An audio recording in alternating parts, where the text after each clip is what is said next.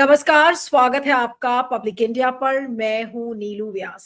अभी कुछ ही देर पहले खबर आई है कि आज इलॉन मस्क और प्रधानमंत्री नरेंद्र मोदी के बीच में फोन पर बातचीत हुई है और ये बताया गया है कि टेक्नोलॉजी स्ट्रैटेजिक पार्टनरशिप को लेकर ये बातचीत हुई है। और ये बातचीत एक ऐसे समय में आई है जब स्टारलिंक को भारत में लाने की बातचीत है। लेकिन क्या ये केवल स्टारलिंक की बातचीत तक ही सीमित थी या इसके बियॉन्ड जाकर अदानी को लेकर भी बातचीत हुई होगी? उसके बाद जो उनके टनल बोरिंग के जो प्रोजेक्ट्स हैं उसको लेकर भी बातचीत हुई होगी? क्या प्रधानमंत्री नरेंद्र मोदी ने पैरवी किया होगा डोनाल्ड ट्रंप से इलॉन मस्क के जरिए? आज इसी को लेकर हम बातचीत करेंगे और हमारे साथ इस समय दो खास मेहमान जुड़े हुए हैं, उनसे मैं आपका परिचय करवाती हूँ। हमारे साथ सिद्धार्थ शर्मा है, जो कि हाँ, अभी शायद सिद्धार्थ ने ज्वाइन नहीं किया है। डॉक्टर आफ्ताब कमल पाशा हैं हमारे साथ, अंतर्राष्ट्रीय मामलों के एक्सपर्ट और डिप्लोमेट। डॉक्टर पाशा, आपका स्वागत है। और Siddharth Sharma, independent media analyst, हमारे साथ हैं, अभी जुड़ जाएंगे थोड़ी देर में। इसके पहले कि आज की चर्चा शुरू करूं, मैं नरेंद्र मोदी का वो ट्वीट दिखाना चाहती हूँ। उस ट्वीट में उन्होंने क्या लिखा है? स्पोक टू इलॉन मस्क, यानी कि नरेंद्र मोदी ने खुद कॉल किया होगा इलॉन मस्क को, and talked about various issues including the topics we covered during our meeting in Washington DC earlier this year. We discussed the immense potential for collaboration in the areas of technology and innovation. India remains committed to advancing our partnerships with the US in these domains. यानी कि technology और innovation को लेकर जो बातचीत हुई है, और जो वॉशिंगटन जब प्रधानमंत्री गए थे उस समय भी जो बातचीत हुई है, उसको लेकर ये बातचीत हुई है। अब डॉक्टर पाशा से पूछेंगे कि डॉक्टर पाशा, ये फोन कॉन्वर्सेशन क्या इतनी सिंपल आपको लग रही है? और क्या लोकस स्टैंड आए है इस समय इलॉन मस्क का? आखिर वो क्यों बात करेंगे इस समय प्रधानमंत्री से, और प्रधानमंत्री की क्या मजबूरी है इस समय इलॉन मस्क को लेकर बात करने की? देखिए, प्रधानमंत्री जब जनवरी में गए थे वॉशिंगटन, तो इनकी इलॉन मस्क के साथ अलग से सेपरेट मीटिंग हुई थी, जिसमें पूरा डेलीगेशन शामिल था, जिसमें विदेश मंत्री भी शामिल थे और दूसरे मिनिस्टर्स भी शामिल थे। तो ये मीटिंग एक पूंजीपति से बहुत महत्वपूर्ण है, क्योंकि इलॉन मस्क कोई ऑर्डिनरी पूंजीपति वाले नहीं है। ये बहुत इन्फ्लुएंशियल है और ट्रम्प के बहुत खास दोस्त हैं, जिन्होंने $300 मिलियन से ज्यादा डोनाल्ड ट्रंप के इलेक्शन कैंपेन फंड में दिए। और उनके पास कई ऐसे चीजें हैं जो डोनाल्ड ट्रंप को जिताने में बहुत महत्वपूर्ण रोल अदा किया। एक तो है उनका जो ट्विटर था पुराना, अब एक्स, उसके जरिए उन्होंने काफी मोबिलाइजेशन किए और सोशल मीडिया के जरिए जो डोनाल्ड ट्रंप का एजेंडा था, इलेक्शन एजेंडा, चाहे टैरिफ हो या इमिग्रेशन हो या ट्रेड हो या मेक अमेरिका ग्रेट हो या गोल्डन एज अशर करना हो, तो इसमें एक्स प्लेटफॉर्म का बहुत बड़े पैमाने पे इस्तेमाल हुआ और लोग वहाँ काफी इम्प्रेस हुए और डोनाल्ड ट्रंप की पॉलिसी को उन्होंने सराहा और उनको वोट देके प्रेसिडेंट दोबारा बनाए। तो ट्विटर या एक्स के अलावा ये चीफ हैं ये डॉज के, department of innovation, sorry, government efficiency के बारे में। चूंकि अमेरिका का इकोनॉमिक पोजीशन जो है इतना अच्छा नहीं है जिस तरीके से पहले था, ट्रेड बैलेंस उनके फेवर में नहीं है और अमेरिका का डेट बढ़ता जा रहा है, $37 ट्रिलियन हो गया है और उसके ऊपर जो है 1.2 ट्रिलियन इंटरेस्ट हर साल उनको देना पड़ता है। Japan, EU, Canada, gulf countries और दूसरे देशों से वो जो गवर्नमेंट बॉन्ड्स खरीदे हैं, तो ये इंटरेस्ट बढ़ता जा रहा है और बजट डिफिसिट भी बढ़ता जा रहा है, जो कि सेनेट काफी चिंतित है और सीलिंग भी लगाए हैं कि इतना ज्यादा गवर्नमेंट एक्सपेंडिचर बर्दाश्त नहीं कर सकते हैं। तो हर साल इसका गवर्नमेंट शटडाउन का प्रॉब्लम होता है, जो 11th आवर में वो सॉल्व करते हैं पोस्टपोन करके वगैरह। तो ये इसके अलावा और गवर्नमेंट एक्सपेंडिचर के अलावा उनका इलेक्ट्रिक व्हीकल्स है, जो टेस्ला जो मशहूर कार है इलेक्ट्रिक व्हीकल, जो कि भारत को लाना चाहते हैं। और मेरे ख्याल से प्रधानमंत्री भी धीरे धीरे अब अंडर प्रेशर आ गए हैं कि जो टैरिफ उन व्हीकल्स पे लगाए गए थे उसको नरमी तथा के ज्यादा से ज्यादा इंपोर्ट करने, या असेंबली प्लांट्स गुजरात में हो या कहीं और लगाने की बात भी हो रही है। और इसके अलावा इलॉन मस्क उनकी कंपनी स्पेस में भी काफी प्रगति कर रही है, और स्पेस सैटेलाइट्स और मॉड्यूल्स भी भेजने की अभी हाल में इंटरनेशनल स्पेस हेडक्वार्टर से लोगों को वापस लाए जो वहां अटके हुए थे 7-8 महीनों से। तो उनका भी काफी इम्पोर्टेंट रोल है स्पेस टेक्नोलॉजी में भी। और आजकल आर्टिफिशियल इंटेलिजेंस और सेमीकंडक्टर मैन्युफैक्चरिंग में भी उनका काफी इन्वेस्टमेंट है, जो कि भारत को भी इससे फायदा हो सकता है। और ये सैटेलाइट कम्युनिकेशन और इलेक्ट्रॉनिक्स में स्टारलिंक का भी उनकी कंपनी है, जिससे हमारे private players already in touch हैं। और जो एरियाज में बीएसएनएल और दूसरे प्लेयर्स नहीं पहुंच पाए नॉर्थ ईस्ट में खास तौर पे, तो स्टारलिंक का शायद वहां रीच और कनेक्टिविटी मजबूत होगी, जिससे इंटीग्रेशन नॉर्थ ईस्ट का जो कि इतना स्ट्रांग नहीं है जितना दूसरे पार्ट्स के साथ है, तो वहाँ कुछ फायदेमंद होगा। तो आर्टिफिशियल इंटेलिजेंस और इलेक्ट्रिक व्हीकल्स और स्पेस और सेमीकंडक्टर मैन्युफैक्चरिंग और X platform, social media, Starlinks, Tesla वगैरह, ये 5-6 बातें हैं मोटे मोटे, शायद प्राइम मिनिस्टर और टेस्ला चीफ के साथ हुए होंगे। लेकिन उसके साथ साथ प्राइम मिनिस्टर मोदी के फ्रेंड दोस्त अदानी, जो कि लीगल प्रॉब्लम्स में फंसे हुए हैं अमेरिका में लॉबिंग की वजह से, ब्राइबरी और करप्शन के मामले में, तो उनको भी किस तरीके से आहिस्ता निकालना है वो केस को, सिर्फ ट्रम्प कर सकते हैं, उनके डिपार्टमेंट ऑफ जस्टिस और सेक्रेटरी ऑफ स्टेट कर सकते हैं, जो कि इलॉन मस्क के जरिए प्राइम मिनिस्टर मोदी उनको बेल आउट करना चाहती हैं।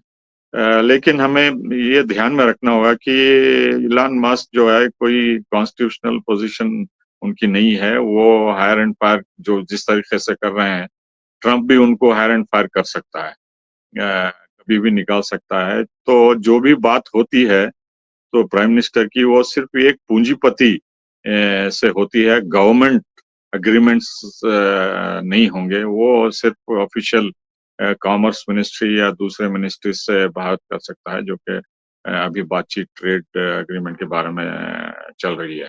और इलॉन मस्क जो है वो बिलियनियर हैं, और वो समझते हैं कि इंडिया बहुत बड़ा मार्केट होने वाला है, चाहे उनके स्पेस टेक्नोलॉजी से हो या स्टारलिंक से हो या टेस्ला से हो या सेमीकंडक्टर से हो या एक्स, उनका प्लेटफॉर्म जो है बैंगलोर में हाई कोर्ट में केस है उनके खिलाफ, उन्होंने गवर्नमेंट ऑफ इंडिया के रूल्स को चैलेंज किया है, और उससे भी काफी नाराज हैं कि उनको एक्सपैंड करने नहीं दिया जा रहा है। तो इन सब बातों को लेके शायद कुछ अंडरस्टैंडिंग हुई होंगी। तो हम प्योरली स्पेकुलेशन कर रहे हैं, हम अंदाजा लगा रहे हैं कि क्या हो सकता है। ये ब्रॉड पैरामीटर्स हैं। ये अच्छी बात है अगर टेक्नोलॉजी भारत को मिलती है, क्योंकि जो टेक्नोलॉजी एआई और सेमीकंडक्टर्स और इलेक्ट्रिक व्हीकल्स चीन के पास है, तो हम उनसे लेना नहीं चाहते। तो ये सेकंड बेस्ट ऑप्शन है। और हालांकि ये प्राइवेट प्लेयर हैं, गवर्नमेंट टू गवर्नमेंट इनका अभी कोई कनेक्शन नहीं है, तो प्राइवेट प्लेयर ही सही, क्योंकि प्राइवेट प्लेयर्स अमेरिका में बहुत इंपॉर्टेंट हैं, मल्टीनेशनल कॉर्पोरेशंस और कंपनीज इलॉन मस्क की तरह। तो वहीं से हमें हासिल करना होगा ये इनोवेटिव टेक्नोलॉजीज, जिसके हम को जी। यूजफुल हो सकता है, चाहे वो टनल बिल्डिंग में हो, क्योंकि वो काफी एडवांस टेक्नोलॉजी अभी एक एक्सपेरिमेंटल बेसिस पे है, अभी उसको खास तौर पे सक्सेसफुल यूज नहीं किया गया है, सिर्फ अभी एक्सपेरिमेंटल बेसिस पे है। और किस हद तक हमें यूजफुल हो सकती है, क्योंकि हमारे सिटीज जिस तरीके से ट्रांसपोर्ट नेटवर्क में क्लॉग हो गए हैं, पोल्यूशन से लोग परेशान हैं, पेट्रोल बिल, गैस बिल बढ़ती जा रही है और लोग जो आधे घंटे में पहुंचना है 1.5 घंटा 2 घंटे लगता है। बैंगलोर में जहां से मैं बात कर रहा हूँ, अगर 24 किलोमीटर या 25 किलोमीटर तय करना होता है तो 2 घंटे लग जाते हैं, जो कि हाँ, waste of time, waste of resources वगैरह। तो नहीं टनल टेक्नोलॉजी से फायदा हो सकता है।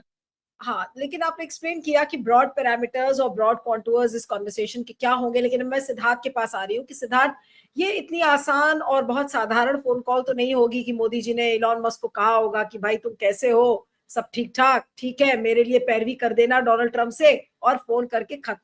लेकिन इस कॉन्वर्सेशन में हुआ क्या होगा और आपके हिसाब से इसको कितनी तवज्जो देनी चाहिए? हुआ क्या है? अदानी पर बातचीत हुई है, ग्रॉक पर बातचीत हुई है, किस पर बातचीत हुई है? अनम्यूट कर लीजिएगा, आप म्यूटेड है सिद्धार्थ, आप म्यूटेड है। हाँ, जी, सबसे पहले इस फ़ोन कॉल में किस विषय पर बात नहीं हुई वो तो बिल्कुल स्पष्ट है, क्योंकि एक तरफ एक बंदे को 14 हैं, 14 बच्चे हैं, दूसरे तरफ एक को कोई बच्चे ही नहीं हैं, तो इसलिए बच्चों पर तो बात नहीं हुई होगी, ये तो पक्का हो गया। अब दूसरी बात है कि हमारे वाले ये संभव है कि ग्रॉक के बारे में बोले होंगे कि अरे भैया ये ग्रॉक को बंद करवा दो, फजीहत बहुत कर रहा है। तो अब मस्क ने कहा होगा कि भैया वो ग्रॉक तो ऐसी चीज है, वो सबसे ज्यादा आपसे ज्यादा तो फजीहत मेरी कर रहा है, तो मैं खुद ही उसको बंद नहीं कर रहा हूं, तो आपके लिए क्यों बंद करूंगा। तो अब मैं तो ये दोनों चीजें तो संभव नहीं है कि मुझे लगता है कि इन दोनों पर बात हुई होगी। लेकिन बहुत आश्चर्य ये हो रहा है कि भारत के संवैधानिक पद पे बैठे हुए व्यक्ति अमेरिका के एक व्यापारी से बात कर रहे हैं, जिनका ऑलरेडी भारत में दूसरे व्यापारियों के साथ कुछ अनुबंध हो चुके हैं। जैसे हमें पता है कि इलॉन मस्क का जो स्टारलिंक नाम का इंटरनेट संस्था है, उसकी भारत में एयरटेल के साथ और जियो के साथ समझौता हो गया है। तो जिस चीज का समझौता एक भारत के एक उद्योगपति और अमेरिका के एक उद्योगपति के बीच में पहले से हो गया है, तो उसमें भारत के संवैधानिक पद के व्यक्ति क्यों बात करने गए हैं उसमें। तो दूसरी बात ये कि भारत के यहाँ पर दूसरा एक आश्चर्यजनक बात है कि ये कहीं पर भी ये नहीं आ रहा है कि मस्क ने भारत के प्रधानमंत्री को कॉल किया। जहां तक हम समझ रहे हैं और जिस तरह के रिपोर्ट्स आ रहे हैं उसमें यह लग रहा है कि भारत के प्रधानमंत्री ने ही मस्क को फोन किया। अब ये आश्चर्य ये हो रहा है कि मस्क तो अमेरिका के किसी संवैधानिक पद पर है नहीं, आप उनसे बात करने की कोशिश क्यों कर रहे हैं। कहीं ऐसा तो नहीं है कि ये जो ट्रेड वार चल रहा है, टैरिफ वार चल रहा है, इसमें भारत अमेरिका से कुछ बात करने की कोशिश कर रहा है। भारत के एक ट्रेड रिप्रेजेंटेटिव, शायद उनका नाम राकेश अग्रवाल या कोई है, जो कि अमेरिका हाल फिलहाल में जाने वाले हैं वहां बात करने के लिए। अमेरिका के उपराष्ट्रपति जेडी वांस इस हफ्ते भारत आने वाले हैं कोई व्यक्तिगत विजिट के लिए। लेकिन क्योंकि कहीं पर भी ट्रेड वार में भारत की चर्चा नहीं हो रही है, भारत को कोई ट्रंप साहब रिलीफ नहीं दे रहे हैं, और हो सकता है कि भारत सरकार सीधे ट्रंप एडमिनिस्ट्रेशन से किसी तरह की बातचीत नहीं कर पा रही है, इसीलिए मेरी पैरवी कर दो, मेरी सिफारिश उनसे कर दो करके किसी दोस्त के माध्यम से जाने का प्रयास किया गया होगा, ये संभावना ज्यादा लग रही है। लेकिन इसमें एक समस्या ये आ जाएगी कि अमेरिका के सामने अभी जो वो ट्रेड वार कर रहा है उसमें भारत उसके रेडार पर बहुत नीचे है। उसका युद्ध चल रहा है चाइना से, उसका युद्ध चल रहा है यूरोपियन यूनियन से, उसका युद्ध चल रहा है कनाडा से। भारत से अमेरिका का कोई बहुत ज्यादा सामान, अमेरिका के दृष्टि से कोई बहुत बड़ा सामान का आना जाना है नहीं, इसीलिए वो भारत से इस तरह की बातचीत करने में कोई बहुत रुचि नहीं रख रहा है। इसीलिए कम से कम मुझे कुछ किसी तरह का मेरी सिफारिश कर दो, मेरे जो व्यक्ति जा रहे हैं अग्रवाल जी वहां पर अमेरिका ट्रेड रिप्रेजेंटेटिव से बात करने के लिए, उनको थोड़ा सा सुविधा दिलवा दो। मेरे ख्याल से इस तरह की सिफारिश करने की कोशिश के लिए ये कॉल गया होगा। लेकिन बात यह है कि आप कितना भी सिफारिश के लिए बात करें, सामने वाला जो है मस्क है वो एक विशुद्ध व्यापारी है, और वो व्यापार की वो कुछ भी आपका कोई काम करेगा या नहीं करेगा, सबसे पहले अपना उल्लू जरूर सीधा कर लेगा। और ट्रंप के इसके मस्क के बारे में मालूम है हमें कि उसकी 3 कंपनियों का नाम बहुत ज्यादा है। एक का नाम लोगों को उतना पता नहीं है, मैं आने वाले अभी इस कार्यक्रम में आपको बता दूंगा, पब्लिक इंडिया के दर्शकों को। लोगों को लगता है उसका एक स्पेस एक्स बहुत बड़ा चीज है, मानते हैं स्पेस एक्स बहुत बड़ा है, लेकिन उसके स्पेस एक्स को भारत में कोई व्यापार मिलने वाला नहीं है, इसीलिए वो स्पेस एक्स, वो अमेरिका के साथ उसका नासा के साथ समझौता है, वो अपना काम करते रहेगा, उसको भारत में कोई खास भारत में कोई कॉन्ट्रैक्ट मिलने वाला नहीं है। दूसरा, लोगों को बहुत पता है कि टेस्ला नाम की उसकी एक इलेक्ट्रिक व्हीकल है, तो टेस्ला भी मैं मस्क के लिए बहुत ही ज्यादा महत्वपूर्ण नहीं है। वो एक ब्रांड जरूर है जो कि लोगों को दिखाता है, लेकिन वो बहुत ज्यादा उसके लिए महत्वपूर्ण इसीलिए नहीं है क्योंकि भारत में टेस्ला से पहले ही बिजली की गाड़ियां भारत खुद भी बना लेता है। महिंद्रा की भी बिजली की गाड़ियां हैं, बजाज का ऑटो भी बिजली से चलने वाला आ गया है। तो इसीलिए टेस्ला को कोई बहुत ज्यादा भारत में आने पर कोई विशेष लाभ नहीं होने वाला है। लेकिन स्टारलिंक नाम की जो चीज है वो बहुत महत्वपूर्ण है, क्योंकि स्टारलिंक जैसे ही भारत में आएगा, हमको सबको पता है कुछ दिन पहले एयरटेल ने भी ये बता दिया कि हमारा स्टारलिंक के साथ समझौता हो गया है। उसके बाद जियो ने भी बता दिया कि हमारे साथ समझौता हो गया है। लेकिन ये समझौता ऐसा है कि किसी कंपनी ने बोला कि मैं एक कार बनाऊंगा और मैंने वो कार खरीद ली। तो कंपनी कार बना तो सकती है, मैं कार खरीद तो सकता हूं, लेकिन कार जिस सड़क पे चलेगी वो सड़क तो सरकार बनाएगी। सड़क बनाने का काम न तो कंपनी करती है न तो मैं कर पाता हूं। कार वहीं चलती है जहां सड़क होती है और सड़क हमेशा सरकारें बनाती है। तो स्टारलिंक का समझौता भले एयरटेल के साथ और जियो के साथ हुआ हो, लेकिन भारत में जो एयर स्पेस है जिसको कि स्पेक्ट्रम कहा जाता है, भारत में कौन सा सिग्नल हवा में उतरेगा या नहीं उतरेगा, ये तो भारत सरकार के पास होता है। जैसे ही स्टारलिंक आएगा, भारत सरकार के पास से वो जो सेगमेंट है, मतलब जो उसका एयर स्पेस स्पेक्ट्रम है, स्पेक्ट्रम की मलकियत है, उस स्पेक्ट्रम को जो भारत बेचता है, कभी 2G के नाम पे, कभी 3G के नाम पे लाइसेंस देता है, वो अचानक खत्म हो जाएगा। क्योंकि स्टारलिंक आते ही होगा ये कि ग्राहक के नाते मैं घर के ऊपर एक छतरी लगाऊंगा और सीधे इलॉन मस्क का जो सैटेलाइट है उससे सिग्नल मेरे छतरी में आ जाएगा। भारत सरकार को कोई उससे लेना देना नहीं रहेगा। तो हो सकता है कि मस्क ने आज बातचीत में कहा हो कि आपको अपने स्पेक्ट्रम के कानून हल्के करने पड़ेंगे, क्योंकि अभी के जो कानून है उसके अंतर्गत स्टारलिंक भारत में आ नहीं सकता। स्टारलिंक के पास भले टेक्नोलॉजी हो, एयरटेल के पास भले एयरटेल आपको देने के लिए तैयार हो, ये तो ऐसा ही है कि किसी कंपनी ने कार बना दी और मेरे पास पैसा था, मैंने कार खरीद ली, लेकिन सड़क तो सरकार बनाएगी। सड़क ही नहीं है तो मैं कार चलाऊंगा कैसे? तो मेरे ख्याल से इलॉन मस्क ने ये जरूर कहा होगा कि अंतरिक्ष में जो स्पेस है, जो एयर स्पेस है, उसका आपको लाइसेंस का नियम हल्का करना पड़ेगा। अभी जो आपके नियम है उसके अंतर्गत मुझे स्टारलिंक में नहीं ला सकता। तो आने वाले समय में ये देखना बहुत रोचक रहेगा, इंटरेस्टिंग रहेगा कि क्या भारत सरकार स्पेक्ट्रम के कानून में कोई नया परिवर्तन लाने वाली है। मेरे ख्याल से आने वाले हफ्तों और कुछ महीनों में, महीने भी नहीं लगेंगे, कुछ हफ्ते के अंदर स्पेक्ट्रम कानून में कुछ न कुछ परिवर्तन देखने को मिलेगा। दूसरा, और ये जो मैंने आपको चौथा बताया था, ये चीज साधारणतया सार्वजनिक जानकारी में नहीं है, और ये जानकारी मैंने इलॉन मस्क के ही ग्रॉक से आपके कार्यक्रम में आने से पहले ली है, और इलॉन मस्क के ग्रॉक ने खुद ही उनका पूरा चीज बता दिया कि 2 साल पहले इलॉन मस्क ने एक नई कंपनी खोली, उसका नाम है टनल बोरिंग कंपनी। वो है $5 बिलियन की कंपनी, और उसका कहना है कि हमारे पास ऐसी टेक्नोलॉजी है जो धरती के नीचे सुरंग बनाएगी, 1000 गुना कम दाम में बनाएगी, 7 गुना ज्यादा तेजी से बनाएगी। इलॉन मस्क ने तो यहां तक कह दिया है कि अमेरिका से लेके ब्रिटेन तक जो अटलांटिक ओशन है उसके नीचे से मैं सुरंग बना दूंगा। उनको दुबई में कुछ लाइसेंसेस भी प्राप्त हो गए हैं। बहुत आश्चर्य ये है कि भारत में ही कर्नाटक सरकार ने अभी कुछ दिन पहले ये भी कह दिया कि बैंगलोर के पूरे 40 किलोमीटर उत्तर से दक्षिण नीचे हम एक सुरंग बनाएंगे।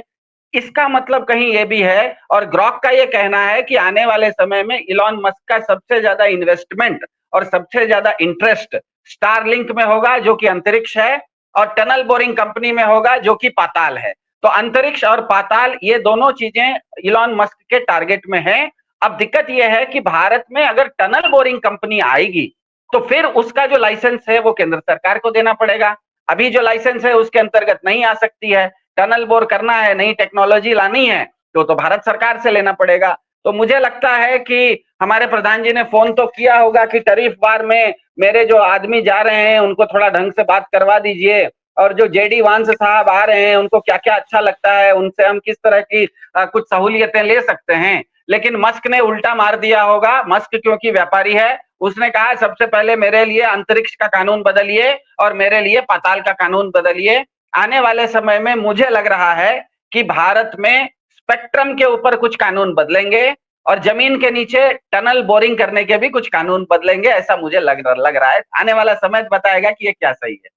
जी मास्टर साहब, अब ये फाइनल राउंड ऑफ क्वेश्चंस के लिए आ रहे हैं, तो अगर जो सिद्धार्थ कह रहे हैं कि अंतरिक्ष से लेके पाताल तक अब मोदी जी को कानून बदलना पड़ेगा अगर इलॉन मस्क की कंपनी को एंट्री देनी है, उसके बदले में मोदी जी क्या मांगेंगे? ऐसा तो है नहीं कि आपको हम पाताल भी दे देंगे, हम आपको अंतरिक्ष भी दे देंगे, लेकिन हमारे हाथ कुछ नहीं लगेगा, हम बैठे रहेंगे गिड़गिड़ाते हुए। तो वो ये टेक्नोलॉजी और इनोवेशन हुआ ना, टेक्नोलॉजी वो देगा और इनोवेशन यहाँ करेंगे, एक्सपेरिमेंट करेंगे और भारत को फायदा होगा, यही मीडिया बताएगी उनकी कि हम जो है इकोनॉमिकली एडवांस पावर की तरफ बढ़ रहे हैं और हम जो चीन कर रहा है उससे भी आगे बढ़ जाएंगे और विश्व गुरु हो जाएंगे और यहाँ के इकोनॉमिक प्रॉब्लम सब सॉल्व हो जाएंगे और वही चलता रहेगा उनके मीडिया में। तो असल में जो है ये कोई भी बिलियनर अपने फायदा का ही सोचता है, तो उन्होंने 5-6 शहरों में अपने शोरूम के लिए, इलॉन मस्क की टेस्ला के लिए शोरूम के लिए जगह खरीद लिए हैं, बॉम्बे, दिल्ली और चेन्नई, बैंगलोर वगैरह, हैदराबाद वगैरह सब। तो गाड़ियां अब अक्टूबर से सितंबर से आने शुरू हो जाएंगी और बड़ा चढ़ा के प्रोपेगेंडा होगा, पब्लिसिटी होगा और यहाँ बेचेंगे उनको और अट्रैक्शन होगा। तो अगर प्राइम मिनिस्टर फैसिलिटीज देते हैं गुजरात में या कहीं भी असेंबली प्लांट्स या मैन्युफैक्चरिंग प्लांट के लिए, तो ये जो डोमेस्टिक इलेक्ट्रिक व्हीकल्स हैं उस पे काफी असर होगा, क्योंकि एलन मस्क सिर्फ 4 या 5 हजार गाड़ियां बेच के संतुष्ट नहीं रहेंगे। वो चाहेंगे कि भारत का इतना बड़ा मार्केट है, इतना बड़ा डिमांड होगा, क्योंकि अब 4 या 5 साल में 60 या 65% से ज्यादा लोग भारत में मिडिल क्लास लेवल पे पहुंचेंगे, सिटियों में, अर्बन सेंटर्स में रहेंगे। और आप जानती हैं कि अर्बन सेंटर्स में ट्रांसपोर्ट प्रॉब्लम कितना है। तो ये इलेक्ट्रिक व्हीकल्स, चूंकि पेट्रोल की भी कीमत बढ़ती जा रही है, तो एलन मस्क अपनी गाड़ियों को बेचने के प्रयास करेंगे और जो डोमेस्टिकली मैन्युफैक्चर्ड गाड़ियां हैं, महिंद्रा हो या जो भी हो, टू व्हीलर से लेके कार से लेके बसेस, ट्रक्स, वो भी, उस पर भी काफी असर होगा। जैसा हम स्वीडन से वोल्वो बस खरीदने लगे जो कि भारत में ही हम बना सकते थे, और जैसा चेन्नई के पास इंटीग्रल कोच फैक्ट्री जो बेहतर से बेहतर रेलवे कोचेस बना सकते हैं, लेकिन गवर्नमेंट बाहर से इंपोर्ट करना चाहती थी, वहाँ थोड़ा प्रॉब्लम हो गया वहाँ। तो इस तरीके से जो टेक्नोलॉजी के नाम पे जो इंपोर्ट कर रहे हैं होलसेल, उससे भारत को ट्रांसफर ऑफ टेक्नोलॉजी नहीं होती। जैसे ये अब मैं उदाहरण दूंगा, जो हम वेपन्स इंपोर्ट करते हैं, राफेल जैसा फाइटर जेट फ्रांस से हम इंपोर्ट कर रहे हैं, तो जिस तरीके से सोवियत यूनियन पहले और रूस भारत में मैन्युफैक्चर करता है, HAL में और दूसरे प्लांट्स में, फ्रांस और अमेरिका या इजराइल इस तरीके से अपनी टेक्नोलॉजी ट्रांसफर करने के लिए किसी भी हालत में तैयार नहीं है। हालांकि वो स्पेयर पार्ट्स भी देने के लिए तैयार नहीं है, वो हमको लटकाए रखना चाहते हैं और वो यूज करना चाहते हैं कि अगर आपको हम ट्रांसफर ऑफ टेक्नोलॉजी कर दिया तो हमारा मार्केट बंद हो जाएगा। तो इस तरीके से सिर्फ इंपोर्ट करके भारत में फ्लड करके ईवी व्हीकल्स या दूसरे चीजें, वो डोमेस्टिक इनोवेशन को काफी नेगेटिव इम्पैक्ट होगा और दूसरे एरियाज में भी अपना फायदे के लिए वो हर मुमकिन कोशिश करेंगे। हाँ, तो भारतीयों को लगता है कि हम एडवांस कंट्री की तरह ये नए प्रोडक्ट्स यूज कर रहे हैं, लेकिन असल फायदा पूंजीपतियों को जाएगा और चाहे बीजेपी को फंड भी वो देगा या किसी और तरीके से पार्टी फंक्शनरीज को क्या देंगे, वो बेहतर जी। वही जाने, लेकिन हम सिर्फ स्पेकुलेट कर सकते हैं। जी, तो अंत में क्या कहा जाए सिद्धार्थ, बहुत कम शब्दों में अगर आप कह सकें कि what was this phone conversation between Elon Musk and Narendra Modi all about? आज बस 2 या 3 अगर लाइन में आप खत्म कर सकें। हाँ, बहुत शॉर्ट में। एक तो प्रधानमंत्री जी का ट्वीट ये कहता है कि मस्क साहब के साथ टेक्नोलॉजी एंड इनोवेशन पे बात हुई। तो टेस्ला जो है वो इनोवेशन नहीं है, इलेक्ट्रिक व्हीकल भारत में दूसरी भी है। तो टेक्नोलॉजी यहाँ पर खड़ी होती है। टेक्नोलॉजी का प्रतीक है स्टारलिंक और इनोवेशन का प्रतीक है टनल बोरिंग कंपनी। ये बिल्कुल स्पष्ट है कि उनकी बातचीत में कहीं ना कहीं स्टारलिंक और टनल बोरिंग की बात हुई है, क्योंकि यही दोनों चीजें, उनके 2 शब्द जो प्रधानमंत्री के ट्वीट में है, टेक्नोलॉजी और इनोवेशन, इन दोनों के प्रतीक हैं। दूसरा, उन्होंने इसका अर्थ ये निकाला, भारत के प्रधानमंत्री ने, this will advance partnership with the United states. इसका मतलब ही है कि वो कहीं ना कहीं मस्क साहब के माध्यम से अमेरिकी सरकार को बताना चाह रहे हैं कि देखिए, हम मस्क के साथ ऐसी चीजों में क्या कहते हैं, डील कर रहे हैं जिसके चलते हमारा आपके साथ सामरिक संबंध बढ़े। इसका मतलब ही है कि कहीं ना कहीं अमेरिकी सरकार को भारत के प्रधान जी ट्वीट में ये संदेश देने की कोशिश कर रहे हैं कि हमारे साथ आप बातचीत सीधा कीजिए, आप सीधा नहीं कर रहे हैं। और सबसे मजेदार बात ये कि भारत के प्रधानमंत्री का 2 ट्विटर हैंडल है, एक का नाम है पीएमओ इंडिया, दूसरे का नाम है नरेंद्र मोदी जी का। ये जो ट्वीट है ये पीएमओ हैंडल से नहीं हुआ है, ये नरेंद्र मोदी जी के नाम से हुआ है। इसका मतलब ही है कि कहीं ना कहीं अमेरिकी सरकार के साथ सीधा वार्तालाप भारत सरकार का नहीं हो पा रहा है। इसीलिए वो एक पैरवी के तहत एक क्या कहते हैं, सिफारिश करने के लिए एलोन मस्क के माध्यम से जाने का प्रयास है। इसमें लेकिन मस्क आपसे बहुत ज्यादा अंतरिक्ष से लेके पाताल तक का लाइसेंस लेने की बात, उल्टा ये पड़ गया, ऐसा मुझे लग रहा है। चलिए, आप दोनों का बहुत बहुत शुक्रिया, डॉक्टर पाशा और Siddharth, thank you so much for joining. Thank you.